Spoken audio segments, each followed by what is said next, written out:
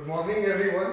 और हम आप सभी स्टूडेंट्स के लिए, जैसा कि स्टूडेंट्स चाह रहे थे कि सर बेसिक क्लास लिया जाए और हम लोगों को बेसिक से पढ़ाया जाए, तो इसलिए आपका जो वीडियो आज बन रहा है बेसिक क्लास वन, जो कि बिल्कुल आपको ओरिजिन से स्टार्ट होगा, जहां से इंग्लिश नॉर्मली स्टार्ट होता है। और उससे भी हम कोशिश करेंगे कि जितना ज्यादा से ज्यादा आपको डीप नॉलेज दिया जाए। चलिए, और हम लोग चर्चा करते हैं क्लास के लिए। तो हमने भाई आपको कहा कि बेसिक क्लास 1, और जिसके अंदर में हमने सब्जेक्ट लिखा इंग्लिश, हमने सब्जेक्ट आपको लिखा इंग्लिश। और जैसा कि आप सभी छात्र एवं छात्राएं जानते ही होंगे कि इंग्लिश का हिंदी जो शब्द है वो आपका अंग्रेजी। हमने कहा कि इंग्लिश का हिंदी जो शब्द है वो अंग्रेजी। बेवकूफे होगा जो नहीं जानेगा। तो भाई हमने कहा कि इंग्लिश का हिंदी शब्द अंग्रेजी, लेकिन ग्रामेटिकली ये शब्द है क्या? आखिरकार जो इंग्लिश शब्द है वो ग्रामेटिकली क्या है? तो जनरली ये जो शब्द है, यानी कि इंग्लिश जो शब्द है, जो आपका नाउन है, क्या है? नाउन है। और वही जो इंग्लिश शब्द है उसको हम एडजेक्टिव के रूप में भी यूज कर सकते हैं। यानी कि इंग्लिश वर्ड को हम नाउन के रूप में भी यूज कर सकते हैं और इंग्लिश वर्ड को हम एडजेक्टिव के रूप में भी यूज कर सकते हैं। लेकिन हम इसके यूजेज को जानने से पहले सबसे पहले हम जानेंगे क्या कि भाई आखिर नाउन क्या है और एडजेक्टिव क्या है। ऐसा है कि आपको हर एक एक्सरसाइज के अंदर में डीप नॉलेज दिया जाएगा, लेकिन अभी फिलहाल हमको जानना है कि भाई ये नाउन है क्या और एडजेक्टिव आखिर है क्या, और इसका हम यूज, इंग्लिश शब्द का भी यूज हम किस प्रकार से इस दोनों रूप में कर सकते हैं। तो हमने कहा कि नाउन, जनरली आप नाउन तो जानते हैं, सभी लोग बचपन से जानते हैं और जानते ही आए हैं क्योंकि हम लोग पढ़ते आए हैं। लेकिन थोड़ा और कुछ हम डीप में जाएंगे और हमने आपको लिखा है नाउन, हमने शब्द लिखा नाउन, और हमने कहा कि नाउन बराबर एक्चुअल में होता है नेम। हमने कहा कि नाउन बराबर नेम, और कहता है कि नेम बराबर नाम। यानी कि जिस शब्द को हम नाउन कहते हैं उसी शब्द को हम एक शब्दों में अगर हम कह सकते हैं और उसको डिफाइन कर सकते हैं तो हम उसे नेम के नाम से जानेंगे। यानी कि नाउन बराबर नेम और नेम बराबर नाम। तो आखिर ये नाउन का ओरिजिन कैसे हुआ, थोड़ा ये भी हम जान ले। तो हमने कहा कि ये नाउन जो शब्द है नोमेन शब्द से लिया गया है। कौन से शब्द से लिया गया है बाबू? तो नोमेन शब्द से लिया गया है। यानी कि ये नोमेन जो शब्द है वो एक्चुअल में लैटिन शब्द है। यानी कि नोमेन शब्द जो है वो आपको एक्चुअल में लैटिन शब्द है। और इससे भी ज्यादा हम आपको बता सकते हैं, लेकिन आई थिंक सो कि जनरल कंपटीशन के बच्चों को इससे ज्यादा जानकारी की जरूरत ही नहीं है। तो बिल्कुल टाइम पास नहीं करना है और मुद्दे पे बात करनी है। तो हमने कहा कि नोमेन शब्द लैटिन, और इस शब्द से कन्वर्ट हुआ नाउन। यानी कि ओरिजिन नोमेन शब्द लैटिन, यानी कि नोमेन किसी व्यक्ति का नाम, और उस व्यक्ति से लिया गया नाउन, और वहीं से आपका इसका ओरिजिन यानी कि उत्पत्ति हुआ। तो हमने कहा कि भाई नाउन बराबर नेम और नेम बराबर नाम। हम सिंपल अगर हम इस शब्द को अगर हम कहेंगे तो देखिए लिखा हुआ है, यहाँ पे नीचे लिखे हुए हैं, late Middle English from Norman French. Norman French व्यक्ति का नाम, फ्रॉम लैटिन नोमेन नेम। तो यानी कि हमने आपको सिंपली कहा कि आपको सिर्फ याद रखना है कि नाउन कहां से लिया गया, तो नोमेन शब्द से लिया गया। और हमने कहा कि नाउन को अगर एक शब्दों में अगर हमको जानना है तो हम वह शब्द जानेंगे बाबू नेम, और नेम बराबर हमने कहा कि नाम। लेकिन इसको चर्चा करने से पहले जब हम इंग्लिश की चर्चा आपसे कर रहे थे तो इंग्लिश की भी ओरिजिन की हम चर्चा हम कर लेते हैं। जब नाउन की चर्चा की जा रही है तो इंग्लिश की भी चर्चा की जा सकती है। तो हमने कहा इंग्लिश जो शब्द है वो आपका ओल्ड इंग्लिश शब्द, समझिएगा, इसको पहले के समय में इंग्लिश बोला जाता था।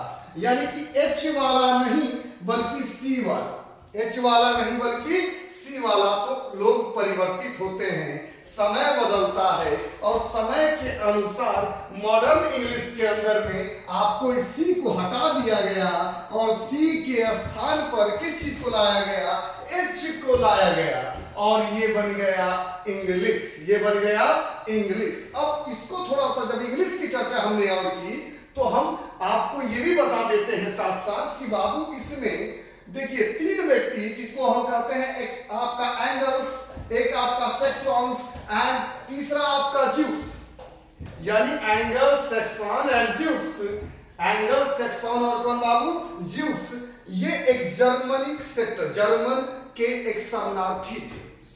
हिंदी शब्दों में समझे तो जर्मन के एक शरणार्थी थे जो ब्रिटेन में आकर बस गए और उन्होंने कुछ शब्दों को बोला और वहीं से एक शब्द की उत्पत्ति हुई और जिसे हम आज इंग्लिश के नाम से जानते हैं। जिसे हम किस नाम से जानते हैं, इंग्लिश के नाम से जानते हैं, यानी कि एंगल्स, सेक्शन एंड ज्यूस, जो कि जर्मनी के शरणार्थी थे और वो आके ब्रिटेन में बसे और वहीं से इंग्लिश शब्द की उत्पत्ति हुई, वहीं से इंग्लिश शब्द की उत्पत्ति हुई।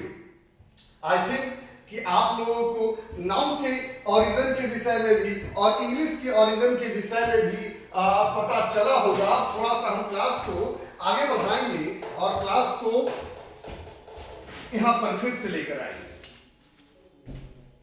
बाकी जो बच्चा, चलिए आइए, लेकिन हम चर्चा जब हम कर रहे थे तो इससे पहले जब हम इंग्लिश की चर्चा कर रहे थे तो इंग्लिश के ओरिजिन की भी हम चर्चा कर सकते हैं। तो इंग्लिश का ओरिजिन आपका क्या है, तो बेसिकली जो तीन सब्जेक्ट जो आप बचपन से जानते आए हैं, सब्जेक्ट, वर्ब और कहता है ऑब्जेक्ट, यानी कि सब्जेक्ट, वर्ब और ऑब्जेक्ट की चर्चा हम सबसे पहले करेंगे, फिर से हम शब्द पे आएंगे। यानी कि हमने कहा कि सब्जेक्ट और कहता है वर्ब और कहता है ऑब्जेक्ट। तो अब हमको ज्यादा जानकारी लेने के लिए हमको सब्जेक्ट को भी जानना जरूरी है, वर्ब को भी जानना जरूरी है, क्योंकि ये बेसिक थिंग्स है, और ऑब्जेक्ट को भी जानना जरूरी है। और इंग्लिश की जनरली उत्पत्ति ही और किसी भी सेंटेंस की उत्पत्ति इन तीनों शब्दों से हुआ है, तो हम इसको पहले समझें और हम समझते हैं कि इसका रेंज कितना बड़ा हो सकता है। यानी कि सब्जेक्ट, सबसे पहला जो चर्चा हम करेंगे ये आपका सब्जेक्ट, और हमने कहा कि ये सब्जेक्ट की चर्चा और सब्जेक्ट का रेंज हम लोगों को सर्वप्रथम समझना है। यानी कि हमने कहा कि सब्जेक्ट, तो हम सब्जेक्ट की जब हम चर्चा हम करेंगे तो आपका सब्जेक्ट आखिरकार हो क्या सकता है बाबू, तो आपका जो सब्जेक्ट है वो जनरली नाउन होते हैं और जो सब्जेक्ट है यह आपके प्रोनाउन होते हैं। यानी कि हमने कहा कि सब्जेक्ट आपका नाउन और कहता है कि सब्जेक्ट जो है आपका प्रोनाउन। तो हमने कहा कि नाउन और प्रोनाउन, तो अभी हमने नाउन की जस्ट चर्चा की है और शॉर्ट में जब हमने चर्चा की तो हम करेंगे कि भाई नाउन बराबर नेम और नेम बराबर नाम, यानी कि हम इसको कह सकते हैं naming, naming anything, naming anything is known as noun या called noun।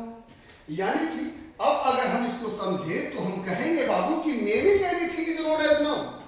देखो बहुत बड़ा बनाया जा सकता है, हर एक चीज को डिफाइन किया जा सकता है, लेकिन जनरल कंपटीशन के अंदर मेरा बच्चा ध्यान ये इस बात को रखना है कि जनरल कंपटीशन में हमको बर्डन नहीं लेना है, हमको बिल्कुल बर्डन नहीं लेना है। जो शब्द आसानी से समझ में आ जाए हम उसको क्यों डिफिकल्ट करें, हम उसको बिल्कुल डिफिकल्ट नहीं करेंगे, क्योंकि जनरल कंपटीशन दैट मीन्स ये है कि आप बहुत जानते हैं, बहुत बढ़िया बात है, लेकिन आपको एक्चुअल में क्या जानना है, और कहने का अर्थ यह है कि आपको एक्चुअल में क्या छोड़ना है और एक्चुअल में क्या पकड़ना है, उस बात की जानकारी जरूरी है। क्योंकि बच्चों का जो रिजल्ट है 0.05, 25, 45, 75 और 1.25 से भी खराब होता है, तो हम ऐसा मौका क्यों दे एग्जामिनर को कि हमारे साथ खेल खेल जाए। तब हमारे बच्चे जितने भी स्टूडेंट्स हैं वो जानते हैं कि इंग्लिश भाई डिफिकल्ट सब्जेक्ट नहीं है, लोगों ने बना दिया है इसको। बिहार के छात्र, यूपी के छात्र या जो भी झारखंड के छात्र हैं वो आसानी से हर एक क्लास को अगर करते हैं हमारा यूट्यूब पे, तो उनको बेहतर ढंग से हर एक चीज समझ में आएगा, क्योंकि हम भी आप ही के जगह से हैं।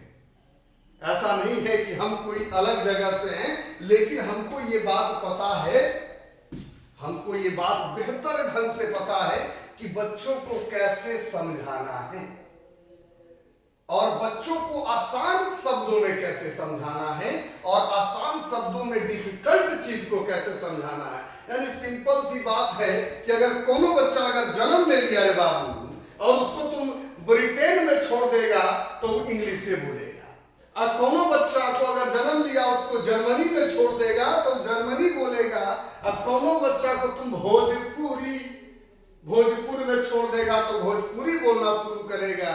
और सिंपल सी बात है कि अगर कोई जन्मजात बच्चा को अगर तुम चाइना में छोड़ेगा तो चिंग पुंग भी करेगा। तो जाहिर सी बात है कि जैसा हमारा इन्वायरमेंट, हमको वैसे लैंग्वेज में पढ़ना है, लेकिन पढ़ना है और हर एक चीज को बेहतर ढंग से समझना है ना। और समझ ना आए अगर कोई भी पॉइंट मेरे बच्चों, तो सिंपल है कि आप कमेंट करें, हम आपके जवाब का इंतजार करें। यानी कि हमने आई और अच्छा लगे भाई, साथ साथ तो अच्छा लगे तो लाइक शेयर एंड सब्सक्राइब भी करते रहे। हमने कहा कि naming anything is known as noun, किसी भी चीज के यानी किसी भी चीज के नाम को एक्चुअल में हम नाउन कहते हैं। अगर हमने कह दिया, चलो हम कह देते हैं, यहां हम लिख देते हैं बाबू, जगह कम है, हमने कह दिया कि ये पेन कलम, तो हमने कहा कि पेन ये जो शब्द है ये आपका नाउन है। क्यों नाउन है? क्योंकि ये थिंग्स है, वस्तु है, इसलिए आपका नाउन है। अगर हमने कह दिया कार, तो भाई कार क्यों नाउन है? क्योंकि ये वस्तु है। हमने कह दिया राम, हमने कह दिया राम, तो राम क्यों नाउन है? क्योंकि ये व्यक्ति है। हमने कह दिया रीटा, अरे हमने कह दिया रीटा, तो रीटा क्यों नाउन है? क्योंकि ये कह रहा है कि भाई ये भी एक व्यक्ति है। हमने बाबू कह दिया वाटर, अरे वाटर, तो हमने कह दिया वाटर दैट मींस पानी। हमने कह दिया वाइल, तो ये भी आपका एब्स्ट्रैक्ट नाउन है ना, मटेरियल नाउन है, जिसे मटेरियल नाउन है, यानी कि वाटर वाइल ये भी वस्तु है आपका। अगर हमने कह दिया आपको ताजमहल, ताजमहल सब जानता है, तो भाई ये भी आपका वस्तु है, तो ऑब्वियस है कि यह भी शब्द आपका नाउन है। हमने कह दिया रेड फोर्ट, तो कहता है यह भी जो जनरली शब्द है ये भी शब्द आपके क्या है? नाउन है। लेकिन ये बच्चे जानते हैं और जब आगे आपको पूरा प्रॉपर नाउन का क्लास जब दिया जाएगा तो उसमें हम पूरा डिफाइन करेंगे। जितना डीप में जाना होगा उतना डीप में जाएंगे। तो जनरली ये जो शब्द आपके नाउन है, लेकिन क्या सिर्फ सब्जेक्ट हम चर्चा कर रहे थे, भूलना मत, सब्जेक्ट की चर्चा हमने किया, और क्या सब्जेक्ट के स्थान पर क्या pen, car, Ram, Rita, water, while, Taj Mahal, Red Fort, क्या यही सारे शब्द आ सकते हैं या इसके अलावे भी कुछ शब्द आ सकते हैं? तो बिल्कुल आ सकते हैं। जैसे में बच्चा को कंफ्यूजन होता है, तो हमने कहा चलो इसको मिटाते हैं फिलहाल।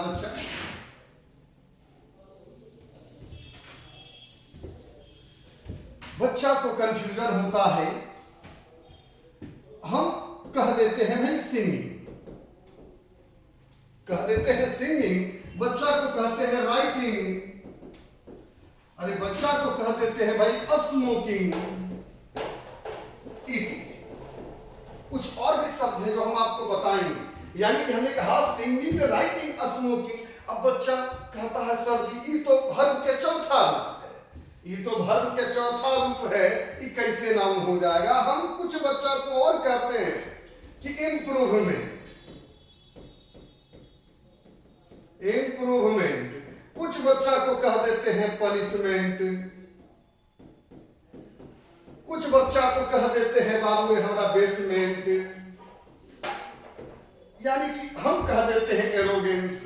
तो बच्चा कंफ्यूज हो जाता है कि अरे सर जी इस शब्द को कैसे हम पकड़ेंगे कि ये शब्द आखिर नाउन है।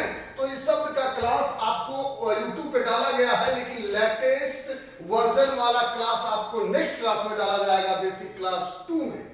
आप उसको वहां से आसान शब्दों में आप समझ सकते हैं। हमने कहा improvement, punishment, basement, singing, writing, smoking. अब ससुराई किसे हो गया भाई नाउन है, बड़ा कंफ्यूजन है। तो लड़का को समझाना बहुत आसान नहीं है, काहे कि लड़का भाई पूरा मत मानिए, कोनो लड़का ऐसा मिलता है कि बैल नहीं बैलाट हो जाता है सुपरलेटिव डिग्री में। तो फलाना के समझाना भी एकदम चंगल नहीं आने एकदम हो जाता। ले समझाते रहो, आज सर कैसे होते सर, तो हम समझाएंगे आपको कि सर कैसे होगा। हमने कहा कि सिंगिंग भी नाउन, स्मोकिंग भी नाउन, ताजमहल भी नाउन। सिंपल शब्दों में अगर सुन सकते हैं तो सुन लीजिए।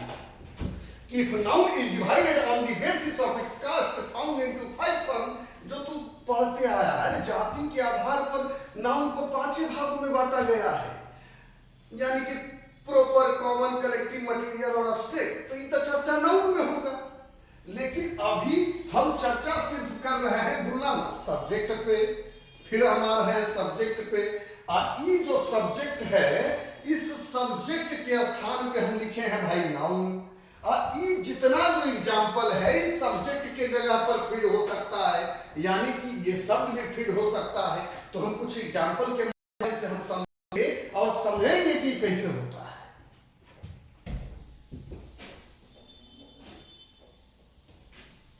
चलो मिटा देते हैं।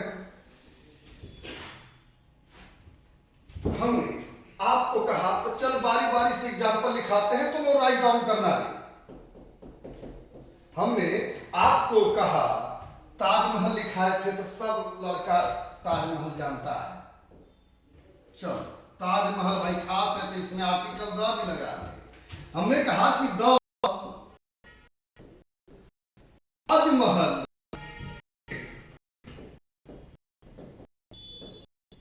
इज फेमस फॉर, हमने कहा कि the Taj Mahal is famous for love symbol.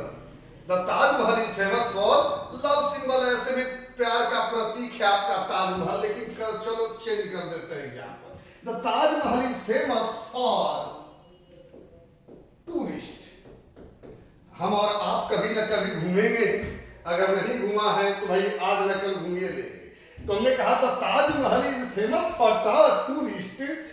तो अब इस सवाल को समझने से पहले एक नियम को आपको समझना बहुत जरूरी है, लेकिन हम चर्चा इस पे हम करेंगे। हमने कहा कि the Taj Mahal is famous for tourist. तो सबसे पहले हम जितना समझा रहे हैं उतना समझना है।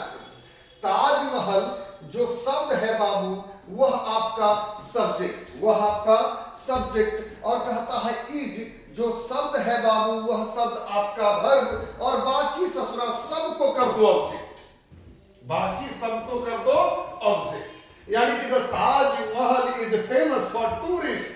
तो हमने कहा कि सब्जेक्ट प्लस वर्ब प्लस कहता है कि ऑब्जेक्ट। अब चर्चा भाई, अब इसको हम कैसे पकड़े कि फलाना नाउन है। तो इस नाउन को पकड़ने के लिए एक नियम आप क्लियर स्पष्ट रूप में समझिएगा। सब्जेक्ट प्लस वर्ब और प्लस ऑब्जेक्ट। तो ये देखो पोजीशन इसका नंबर 2 पर, पोजीशन इसका नंबर 2 पर।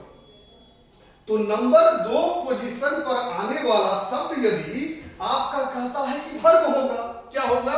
वर्ब होगा। आप जब आए हैं तो चर्चा वर्ब की भी हो जाए, तो वर्ब भी 2-3 फॉर्मेशन का, वर्ब भी क्या 2-3 फॉर्मेशन का आप जानते हैं, जिसको हम कहते हैं सबसे पहले कहते हैं मॉडल वर्ब।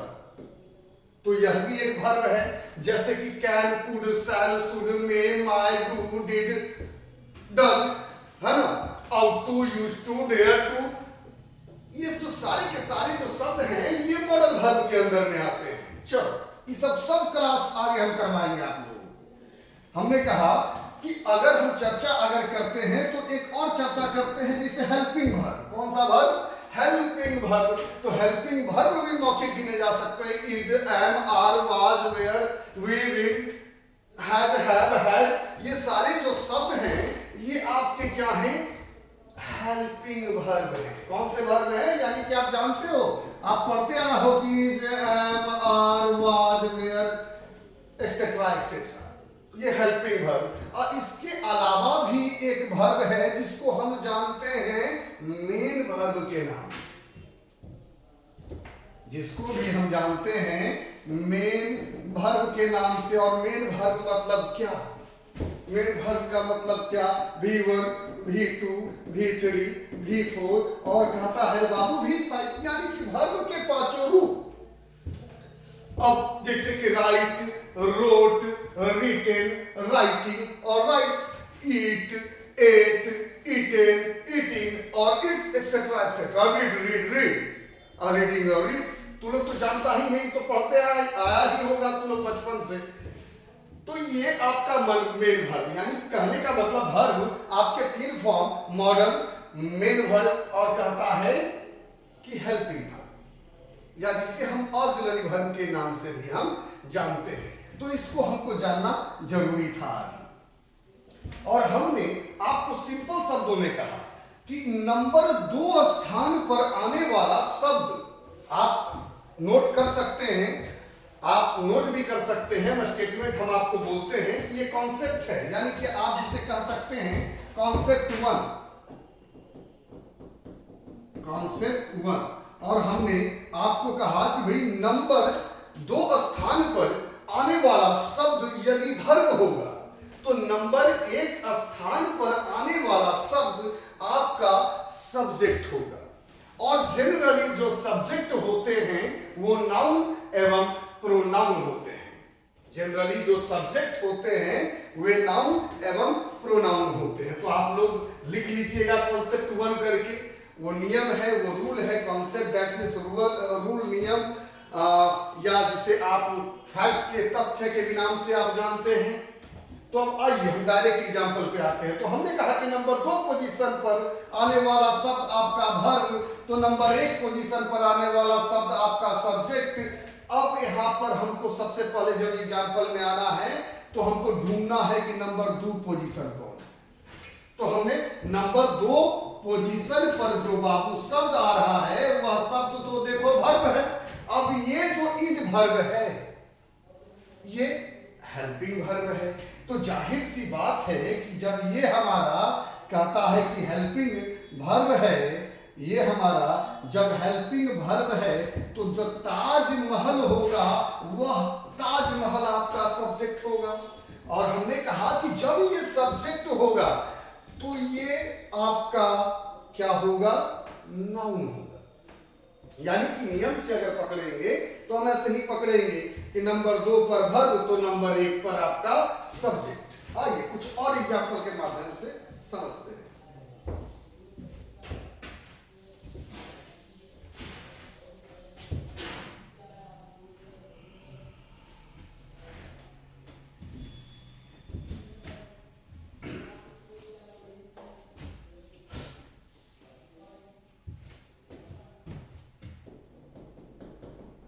हमने कहा सब कुछ बारी बारी से समझते हैं। Rita is stupid. हमने कहा कि रीटा इज स्टूपिड।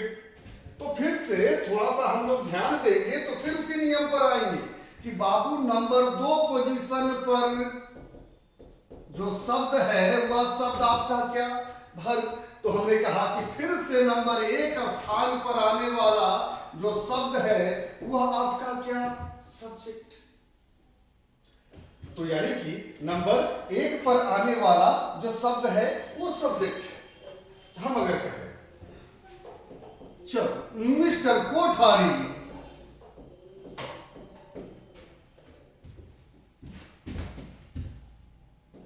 चलो इज अ courageous मैन। अब हमने कहा कि मिस्टर कोठारी जी जो हैं वो आपके courageous मैन है, यानी कि mister Kothari is a courageous man. तो फिर से वही नियम लागू होगा कि नंबर 2 पर होगा क्या, नंबर 2 पर आपका वर्ब, तो नंबर 1 पर देखो मिस्टर कोठारी जो शब्द हैं वो सब्जेक्ट, और ये जो सब्जेक्ट हैं ये फिर से नाउन, और यह भी जो सब्जेक्ट है फिर से क्या कहता है, नाउन। चलिए कुछ और एग्जांपल के माध्यम से हम लोग समझ लें। स्क्रीनशॉट ले लीजिए आप लोग या नोट डाउन कर लीजिए आप कॉपी में, बिल्कुल बेहतर ढंग से और आराम से पढ़ना है, हड़बड़ाना बिल्कुल नहीं।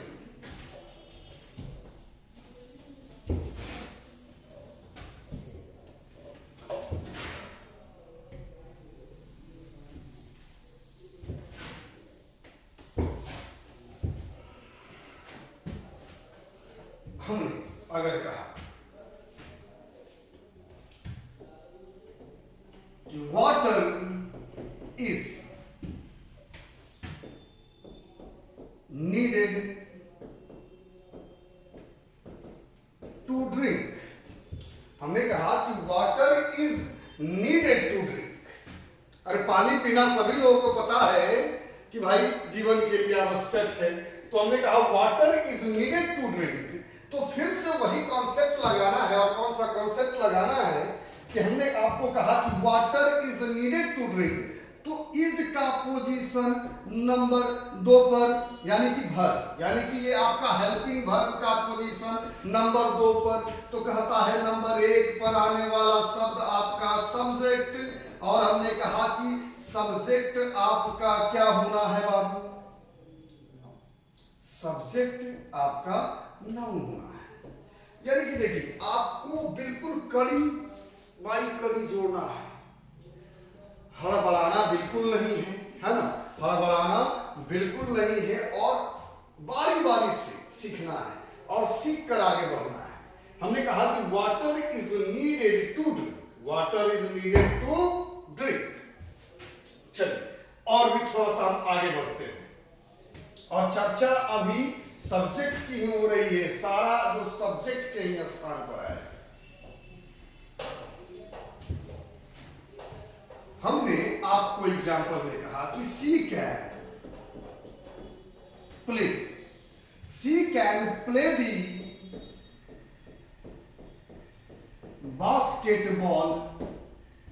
हमने कहा कि she can play the basketball, तो हमने कहा सी और कैन प्ले दी बास्केटबॉल। तो थोड़ा सा और समझते हैं हम लोग कि हमने कहा कैन, तो कैन को हमने आपको कहा कि ये मॉडल्स हैं, ये मॉडल्स वर्ब के रूप में यूज हो सकते हैं, तो हमने कहा कैन। लेकिन फिर से ध्यान देना है कि कैन का पोजीशन कितने नंबर पे, तो नंबर 2। कितने नंबर पे, तो नंबर 2। तो कहता है कि नंबर 1 पर आने वाला जो शब्द होगा फिर से क्या, सब्जेक्ट, फिर से क्या, सब्जेक्ट। लेकिन थोड़ा चेंज हुआ है, यहाँ पर नाउन और प्रोनाउन की चर्चा हो रही थी, लेकिन सब्जेक्ट के स्थान पर अभी राइट नाउ नाउन नहीं है, बल्कि ये आपका क्या है, प्रोनाउन है। तो जब हम प्रोनाउन को छेड़ दिए हैं तो आप क्लियरली समझिए कि इंस्टेड ऑफ नाउन और in place of noun is called pronoun. यानी कि जो नाउन के स्थान पर फलनमा के बैठ जाएगा, जबरदस्त नाउन के जगह पे जाके बैठ गए, वह शब्द प्रोनाउन है। सिंपल शब्दों में अगर एक आध एग्जांपल से बोलो तो हम समझा देते हैं, चलो समझाइए देते हैं। जैसे कि हमने कह दिया Ram is a good boy, Ram is a good boy. तो ये जो राम है ये तो नाम में है, इसमें तो किसी को संचय नहीं होगा, लेकिन ये कह दिया कि राम तुम हटो, प्रोनाउन आके कहा कि तुम राम हटो और उहे जगह पे हम बैठेंगे। अब देखो स्टेटमेंट भी सेम रह जाएगा, लेकिन पता नहीं चलेगा कि किसके लिए यूज कर रहे हैं। अब हमने कहा कि इस जगह पर नाउन लड़का है, तो जाहिर सी बात है इस जगह पर हमने शब्द को जो यूज किया वो शब्द ही का यूज किया। अब राम के लिए ही का शब्द यूज किया तो ऑब्वियस है कि ये शब्द प्रोनाउन में कन्वर्ट हो गया। उसी प्रकार अगर हमने कह दिया कि Rita is a stupid girl, अब रीटा के लिए अगर प्रयोग करेंगे तो सी का प्रयोग करेंगे। अब राम एंड रीटा होगा तो दे का वी का प्रयोग करेंगे। तो जैसा शब्द आएगा वैसा हमको यूज करना है। लेकिन फिलहाल फिर से हम लोग बैक आ जाते हैं क्लास में, यानी कि प्रोनाउन समझ गया होगा तू। हमने कहा सी कैन प्ले दी बास्केटबॉल, तो कैन का पोजीशन नंबर 2, तो नंबर 1 पर जो आ रहा है वो सब्जेक्ट, और सब्जेक्ट जो आया ये आपका प्रोनाउन, सब्जेक्ट जो आया ये आपका क्या करता है, प्रोनाउन। चलिए और कुछ एग्जांपल के माध्यम से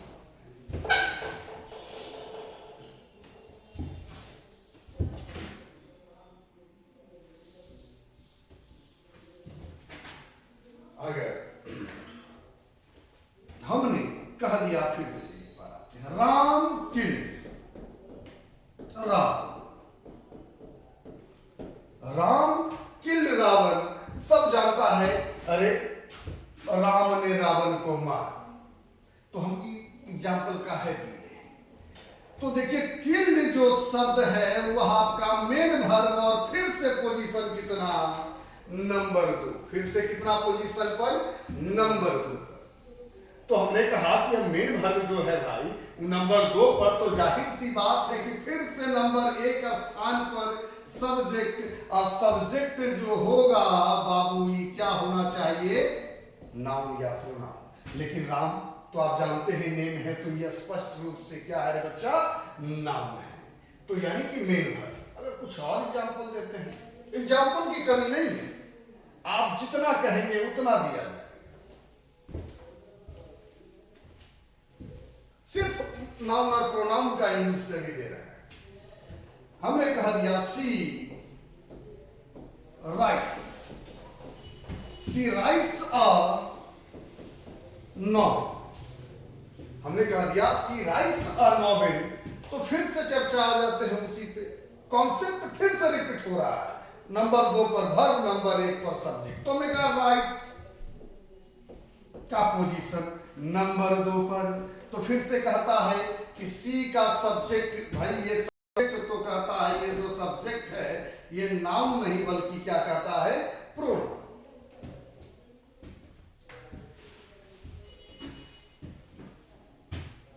यहां तक उम्मीद करते हैं कि आप सभी को समझ में आ गया होगा, और अगर आ रहा हो और बढ़िया लग रहा हो तो लाइक, शेयर और सब्सक्राइब करते रहें।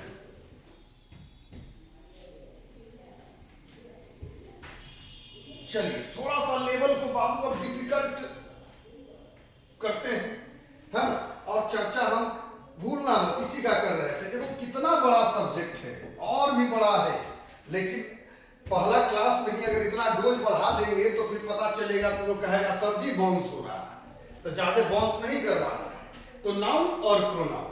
अब एग्जाम्पल में हमने याद कीजिए, बैक के क्लास में भी हमने कहा कि singing, writing, eating etcetera etcetera जो शब्द थे वो कैसे नाउन हो रहे थे, और सवाल भी वही था।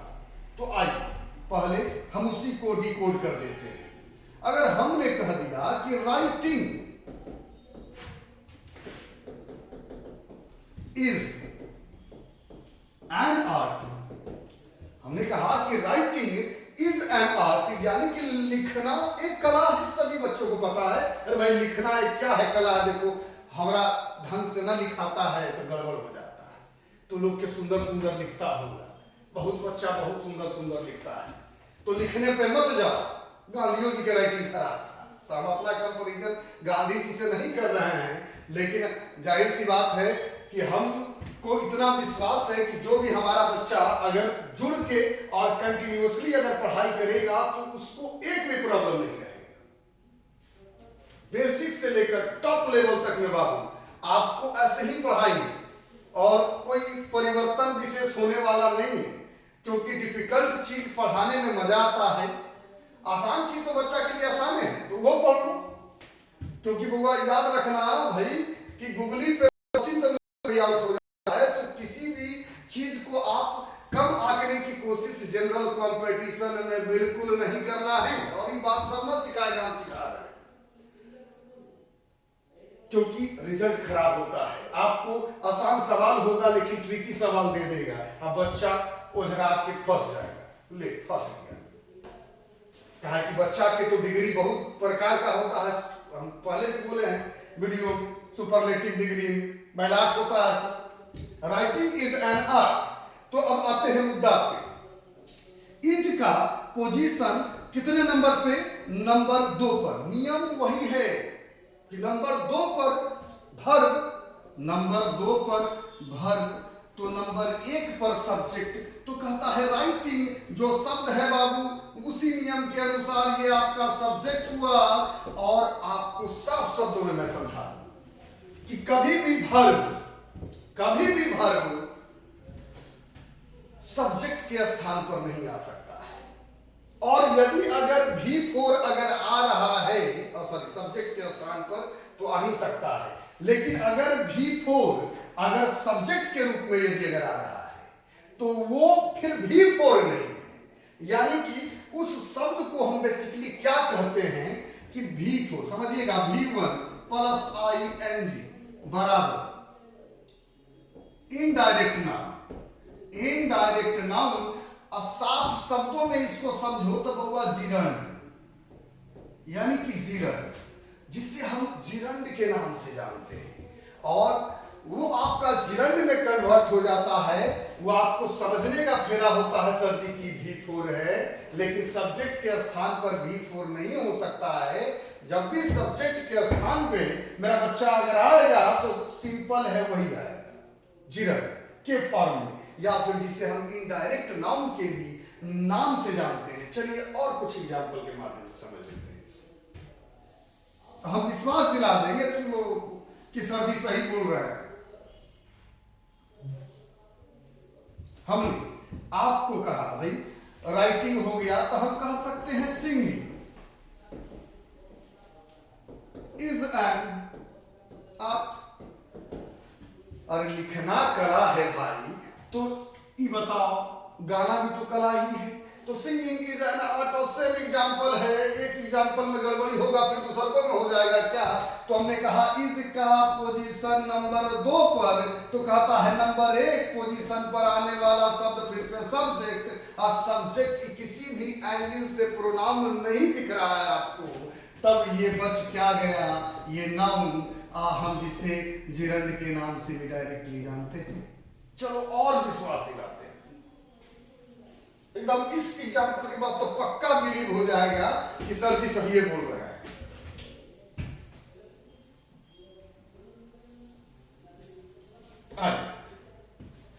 और अक्सर तो लोग ट्रेन में सफर करता होगा, बस में सफर करता होगा, bus stand, rickshaw stand, tempo stand, सब स्टैंड पे वो रहता ही है। 2 शब्द लिखा हुआ, टेलीविजन देखता होगा और वहां पे देखता होगा कि भाई smoking is injurious to health, smoking is injurious to health.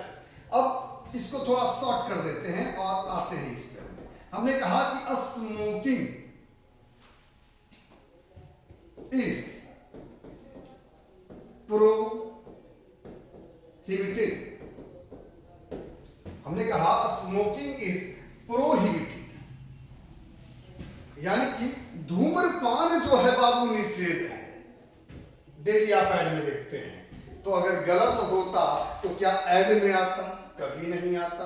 तो हमने फिर से वही नियम लगाना है कि भाई नंबर 2 पर वर्ब, तो कहता है कि नंबर 1 पर आपका क्या कहता है बाबू, सब्जेक्ट। अब फिर से जो सब्जेक्ट है यह आपका नाउन होगा। क्या होगा? नाउन होगा। देखो अगर डिफिकल्ट लेवल पे अगर तुम अगर जाओगे तो एक आध एग्जांपल और भी डिफिकल्ट लेवल में और भी बताया जा सकता है। देखो रेंज धीरे धीरे बढ़ रहा है, हम आपको ले जाएंगे, इसी वीडियो में ले जाएंगे, डोंट वरी। इसको फिलहाल मिटा के आगे बढ़ते हैं। कुछ और शब्द हमने लिखा था, क्या लिखा था? तो the punishment is not needed. हमने कहा कि the punishment is not needed. आप भूल जाइएगा, हम ना भूलेंगे कि हम क्या लिखा है और क्या समझाना है आपको। The punishment is not needed. तो फिर से नियम देखो ध्यान से, कुछ आ रहा है दिमाग में। नंबर 2 पर फिर से कहता है बाबू कि वही शब्द वर्ब। अब नंबर 1 पर आने वाला जो शब्द है वो सब्जेक्ट। अगर तुमको रे बच्चा ये प्रोनाउन नहीं दिख रहा है तो ऑब्वियस है कि ये जो शब्द है वो आपका नाउन है। क्या है? नाउन है।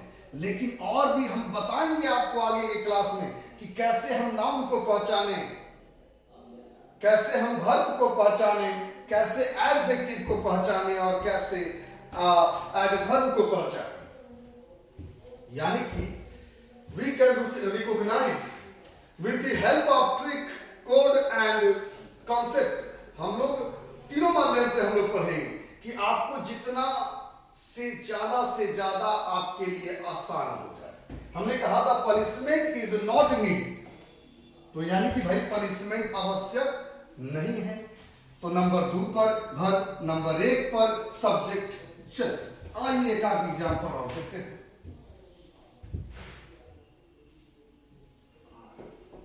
द इम्प्रूवमेंट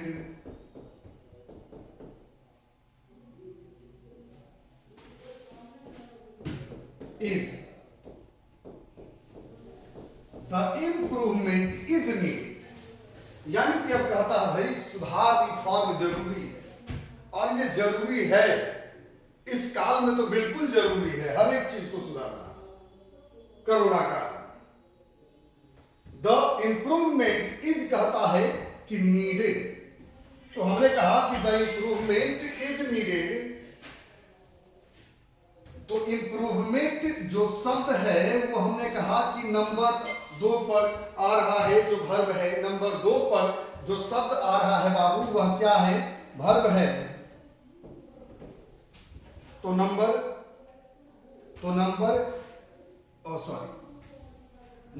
2 पर जो शब्द आ रहा है बाबू वह वर्ब है। तो फिर से नंबर 1 स्थान पर आने वाला जो शब्द होगा वह शब्द आपका सब्जेक्ट होगा और जो सब्जेक्ट है बाबू फिर से यह नाउन आ रहा है। लेकिन हम बताएंगे कि कैसे हम पहचाने कि इम्प्रूवमेंट, कैसे पहचाने कि हम पनिशमेंट, आपका कैसे पहचाने कि पनिशमेंट, इम्प्रूवमेंट जो शब्द है ये सब नाउन है। हम आगे के क्लास में और भी आसान शब्दों में हम आपको बताएंगे, और भी आसान शब्दों में हम आपको बताएंगे। लेकिन आइए थोड़ा सा और डिफिकल्टी बढ़ाया जाए और सब्जेक्ट का रेंज भी बहुत बच्चा बढ़ाया जाए। तो सब्जेक्ट का रेंज आप क्लियर समझिएगा कि इसके अलावा भी क्या कुछ हो सकता है। नाउन एवं प्रोनाउन। प्रोनाउन के विषय में हमने बताया I, we, they, he, she, it etcetera. कुछ गिने चुने प्रोनाउन है तो आपके लिए बहुत डिफिकल्ट नहीं है। देखिए इसी शब्द को अगर हम थोड़ा और मॉडिफाई करें और हम कह दें to sing is an art. To sing is an art. अब देखो नाउन और प्रोनाउन को छोड़ के अदर शब्द आ गया है और जिसे तुम जानते हो इन्फिनिटिव के नाम से। इन्फिनिटिव को आप जानते हैं कि 2 + v1 होता है सबसे। To sing is an art यानी कि गाना गाना एक कला है, इसका भी अर्थ यही निकल रहा है। लेकिन नियम फिर भी लागू वही करेंगे। नंबर 2 पर वर्ब, तो नंबर 1 पर बच्चा मेरा क्या कहता है? सब्जेक्ट। और ये जो सब्जेक्ट है नाउन एवं प्रोनाउन के अलावे इन्फिनिटिव भी हो सकते हैं। आई थिंक सो कि आप सभी बच्चों को क्लास बेहतर से समझ में आया होगा। अगर हम सिंपल में कहें to sing is an art, to write is an art, तो ये इन्फिनिटिव यानी कि नाउन, प्रोनाउन और जो इन्फिनिटिव है वो क्लियरली आपके क्या है? सब्जेक्ट के रूप में कार्य कर सकते हैं। तो आज के लिए क्लास इतना ही रहने दिया जाए, क्योंकि हमको जानकारी मिली वर्ब की और जानकारी मिली सब्जेक्ट की, और बाकी का जो क्लास है हम अगले क्लास में हम आपको और बेहतर कंटेंट देंगे, तो बने रहें और लाइक शेयर एंड सब्सक्राइब जरूर करें मेरे प्यारे बच्चों। चलिए, ओके, थैंक यू।